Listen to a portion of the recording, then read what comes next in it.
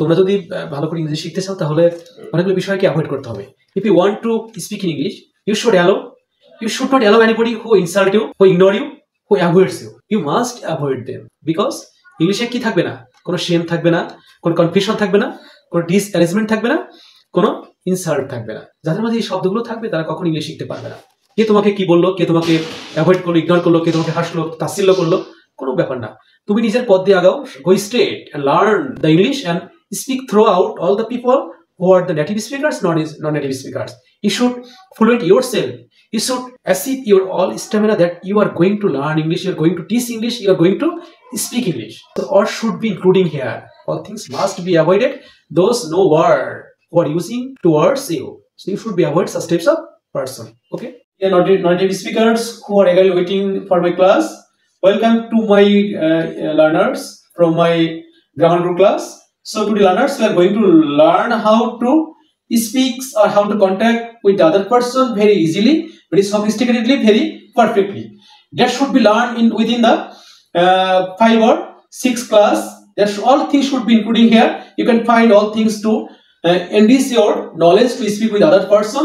That's why today's class is TESOL, teaching English to speakers of other languages.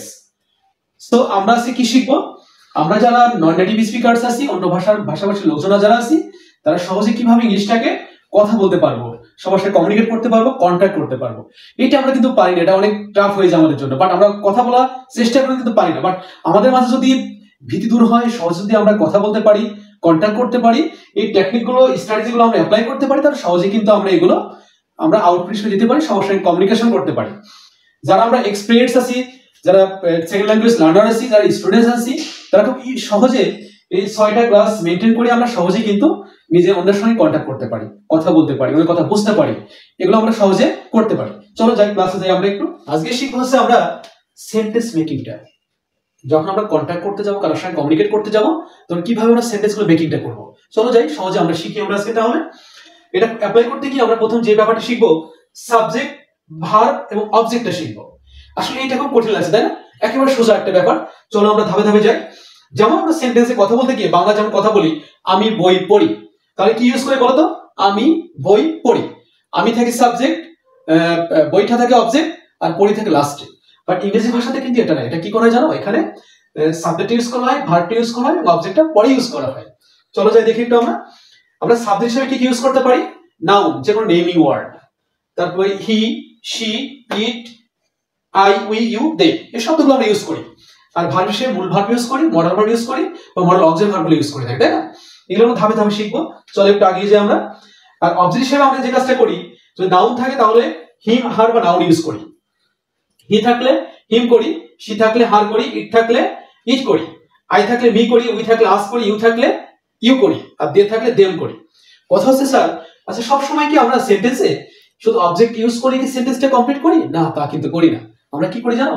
এখানে আমরা মাঝে মাঝে এই সাবজেক্টের পসেসিভ ফর্মটি ইউজ করি। তখন কি করি? নাউন থাকলে নাউন্স করি, যেমন হি থাকলে হিস করি, শি থাকলে হার করি, ইট থাকলে ইটস করি, তারপরে তোমার আই থাকলে মাই, তারপরে যদি ইউ থাকে ইউর করি, উই থাকলে আওয়ার করি, দে থাকলে দেয়ার করি। কথা হচ্ছে শর্ত হচ্ছে এখানে এই শব্দগুলোর পরে একটা নাউন ওয়ার্ড ইউজ করতে হয়। যেমন কিরকম? কামালস পেন, রহিমস বুক, এরকম করি না? His name, his book, just like that. অর্থাৎ এই ওয়ার্ডগুলোর পরে একটা নাউন ইউজ করলে, অর্থাৎ এই পজিটিভ ফর্মের পরে যখন তুমি একটা নাউন ওয়ার্ড ইউজ করবা, তখন বাক্য গঠন করতে সবচেয়ে সোজা হবে। কিন্তু তুমি খুবই ইজিলি এই সব কাজগুলো করতে পারবা। আমরা চলে যাই। তুমি এটা একটু সুন্দর করে প্রথমে লিখে নাও বা স্ক্রিনশট দিয়ে নাও, তারপরে আমরা একটু সামনে আগে কত সহজে এটাকে অ্যাপ্লাই করে আমরা দেখো ক্লাস 1 থেকে, প্রথম ক্লাস থেকে আমরা চমৎকার ভাবে কিন্তু আমরা স্পিকিংটা শিখে যেতে পারবো। ওকে, লেটস গো। এই যে দেখো আমরা কিভাবে সাবজেক্ট, ভার্ব, অবজেক্ট ইউজ করে সেন্টেন্সগুলো সম্পাদন করব। অর্থাৎ ওই স্ট্রাকচারটা ফলো করে খুব সহজে আমরা বাক্যগুলো গঠন করব। যেমন কিছু সেন্টেন্স আমরা ইউজ করব ইনফর্মালি, যে বাক্যগুলো দিয়ে আমরা অনেকগুলো কাজ সম্পাদন করতে পারবো, অনেকগুলো বাক্য আমরা তৈরি করতে পারবো। যেমন ধরো রিনা আমাকে ভালোবাসে, তাই না? Rina loves me, loves me. Loves এর সঙ্গে এসবিএস যোগ হলো কেন স্যার? এসবিএস যোগ হলো কেন জানো? এটা হচ্ছে আমরা বলেছি সাবজেক্টটা থার্ড পারসন সিঙ্গুলার নাম্বার হলে ভার্বের সাথে এস বা ইএস যোগ করতে হয়। যেমন যদি সিঙ্গুলার নাউন হয়, হি হয়, শি হয়, ইট হয়, এরপরে ভার্বের সাথে এস বা ইএস যোগ করি। এটা আমরা ডিটেলস আরো যাচ্ছি, চলো সামনে আগাই। যেমন সে আমাকে ঘৃণা করে, তাই না? সে আমাকে ঘৃণা করে, তাহলে কি লিখলাম? She hates me, she hates me. Hates এর সঙ্গে কি করেছি? এস বি এস যোগ করেছি, ওই যে শি আছে তাই এস বাই এস যোগ করেছি। ক্লিয়ার? এটা হয়ে গেল আমাদের। আমি সুমিকে পছন্দ করি, তাহলে আই লাইক সুমি। দেখো আই এর পরে কিন্তু এস বি এস যোগ হয়নি, কেন যোগ হয়নি বলো তো? এখানে আইটা তো কি ফার্স্ট পার্সন, আমাদের পার্সন জানা দরকার নেই। আই এর পরে এস বি এস যোগ হয় না, আই উই, তারপর ইউ, দে, এরপরে কি হয় না? এস বাই এস যোগ হয় না, তাই না? এটা দরকার নেই আমাদের, শুধু এই কটা ওয়ার্ড জানলেই হলো যে সিঙ্গুলার নাম হলে তারপরে হি থাকলে, সি থাকলে, ইট থাকলে এস বি এস যোগ করতে, ব্যাস, আর দরকার নেই। এটা ছিল আমাদের কথাটা। আমরা তাকে চিনি না, তাই না? উই ডু নট নো হিম। তাকে, তাকে, কে আছে না? কে মানে কি? অবজেক্ট ইউজ করতে হয়, কে থাকা মানে অবজেক্ট।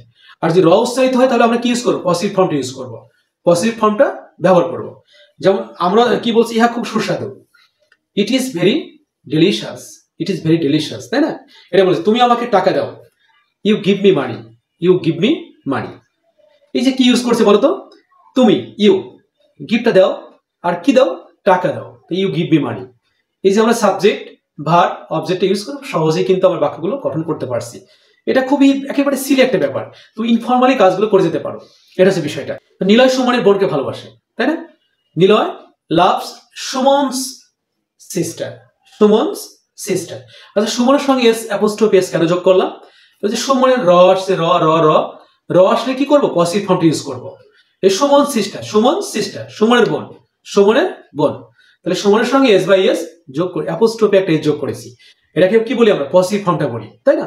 সুমন, কামাল, রহিম, রুমাস, এই যেগুলো এস যোগ করলাম, যোগ করে কি হলো? র আসছে, র আসলে কি হলো? এস যোগ করতে হয়, পজিটিভ ফর্মটা ইউজ করতে হয়। অর্থাৎ নিলয় কি করে? নিলয় সুমনের বোনকে ভালোবাসে, তাহলে কি হলো? নিলয় লাভ সুমনস সিস্টার, সুমন সিস্টার। ওই যে পজিটিভ ফর্মের পরে নাউন ইউজ করতে বলেছি, র হলে কি আসবে? এটা নাউন ইউজ করতে হবে। এটা নাউন কি করলাম? এটা নাউন ইউজ করলাম। সুমন, সুমনের, রুমিস, সুমিস, তাই না? র র আসছে, র আসছে বলে কি করছে? একটা পরে একটা নাউন নিয়ে আসছে, নাউন নিয়ে এসে বাক্যটা আমরা সম্পাদন করছি। এটা ছিল আমাদের কথাটা। তারপরে চলে যে কি আছে আর একটা, সাবিনা আমাদের ইংরেজি শেখান। কাদের শেখান? আমাদের, তাই না? Sabina teaches us English, Sabina teaches us English. অর্থাৎ সাবিনা আমাদেরকে কি শেখান? ইংরেজি শেখান। এই যে দেখো সাবিনা, ওই যে একটা সিঙ্গুলার নাম, তাই এস বাই এস যোগ করেছে, টিচার সঙ্গে এস বাই এস যোগ করে বাক্যটা সম্পাদন করেছি। তাহলে সাবিনা টিচেস আস ইংলিশ কি হলো তাহলে আমাদের এখানে? সাবিনা আমাদের ইংরেজি শেখান। খুব সহজে কিন্তু বাক্যগুলো আমরা করতে পারি। যেমন আমি আমার বন্ধুর সাথে সাক্ষাৎ করি, আই মিট মাই ফ্রেন্ড। অনেকে মিটের পরে উইথ করি, আসলে মিটের পরে উইথ দরকার নেই। I meet with my friend, it's a best হচ্ছে I meet my friend. Meet নিজেই হচ্ছে কারোর সাথে সাক্ষাৎ করা, তাই এর সঙ্গে উইথ ইউজ করার দরকার নাই। আই মিট মাই ফ্রেন্ড, আমি আমার বন্ধুর সঙ্গে সাক্ষাৎ করি। এটা ছিল আমাদের কথা। আমি টেবিলের উপর বইটি রাখি, I keep A book on the table, I keep A book on the table, I keep, আমি রাখি। এটা কি হলো আমাদের? এটা হচ্ছে আমাদের সহজে বাক্যগুলো আমরা সম্পাদন করতে পারলাম। এখানে আরেকটা মজার একটা বিষয় আছে। মজার বিষয় কি জানো? তোমরা এই যে বাক্যগুলো শিখলে না, এই বাক্যগুলো তুমি ইনফর্মালি প্রত্যেকটা দিন তুমি প্র্যাকটিস করো, এভাবে গঠনটা দিয়ে তুমি এইভাবে হাজার হাজার লক্ষ লক্ষ বাক্য তুমি সম্পাদন করতে পারবা। প্রত্যেক জীবনে তুমি এগুলো ব্যবহার করতে পারবা খুব সহজে। এই যে সাবজেক্ট ভার্ব অবজেক্ট ইউজ করে সহজে ব্যবহার করতে পারবা।